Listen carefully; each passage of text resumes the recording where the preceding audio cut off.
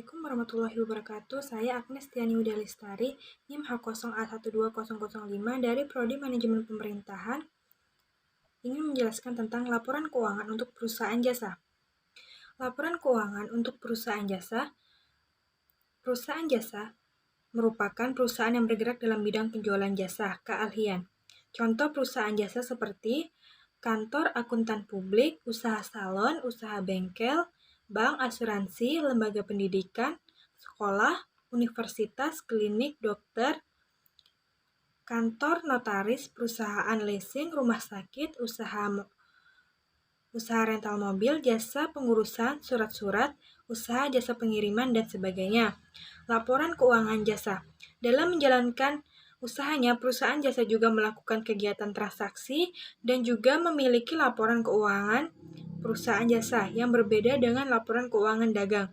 Laporan keuangan dapat diidentifikasi secara jelas dari informasi yang diperoleh oleh suatu perusahaan. Laporan keuangan perusahaan jasa memiliki komponen seperti berikut. 1. Nama perusahaan pelapor atau identitas lain. 2. Cakupan laporan keuangan apakah mencakup hanya satu entitas atau beberapa entitas.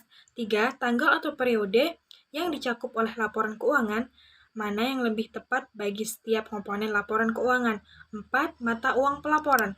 5. Satuan angka yang digunakan dalam penyajian laporan keuangan. Contoh laporan keuangan jasa. Laporan keuangan perusahaan jasa disajikan setiap akhir periode yang terdiri atas laporan laba rugi, laporan perubahan modal, neraca, dan laporan arus kas. 1. Laporan laba rugi.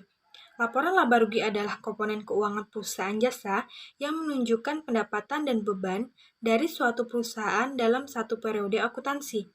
Laporan laba rugi perusahaan disajikan dan memiliki berbagai unsur kinerja keuangan yang diperlukan bagi penyajian secara wajar. Bentuk laporan laba rugi yang lazimnya digunakan ada dua, yaitu 1. Bentuk langsung atau single step. Dalam bentuk ini, seluruh pendapatan dijumlahkan dan semua beban dijumlahkan. Dari selisih antara jumlah pendapatan dengan jumlah beban dapat diketahui besarnya laba atau rugi usaha. Dalam bentuk ini, dalam laporan laba rugi diadakan pengelompokan atas jenis pendapatan dan jenis beban, di mana pendapatan dibedakan atas pendapatan usaha dan pendapatan di luar usaha, serta beban dibedakan pula atas beban usaha dan beban di luar usaha. Kemudian dari selisih pendapatan dan beban diperoleh laba atau rugi perusahaan. 2. Laporan perubahan modal. Laporan perubahan modal adalah laporan keuangan perusahaan jasa yang menunjukkan sebab-sebab adanya perubahan modal, dari modal awal sampai dengan modal akhir periode. Dalam laporan perubahan modal ditunjukkan dengan perhitungan antara modal pemilik awal periode ditambah laba bersih seperti yang tercantum dalam laporan laba rugi. Kemudian dikurangi dengan pengambilan pribadi pemilik atau prive sehingga diperoleh modal pemilik akhir periode.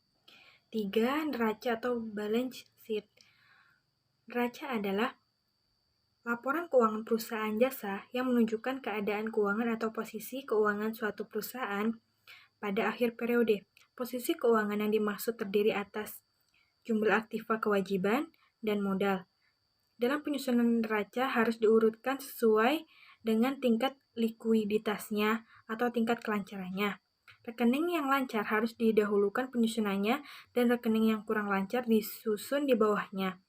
Neraca dapat disusun dengan dua bentuk, yaitu bentuk stafel dan bentuk sekontro. Bentuk laporan stafel. Neraca yang disusun dalam bentuk stafel artinya neraca disajikan dengan harta atau aktiva di bagian atas dan kewajiban serta modal di bagian bawahnya. Neraca bentuk stafel sering disebut juga dengan laporan atau vertikal. Bentuk T atau sekontro atau bentuk rekening. Neraca yang disusun dalam bentuk T artinya penyajian harta atau aktiva di sebelah kiri, sedangkan kewajiban dan modal di sebelah kanan. Neraca bentuk sekontro sering disebut juga bentuk sebelah menyebelah. 4. Laporan arus kas atau Statement of Cash Flows. Laporan arus kas adalah laporan keuangan perusahaan jasa yang menunjukkan arus masuk dan arus keluar tentang kas dan setara dengan kas.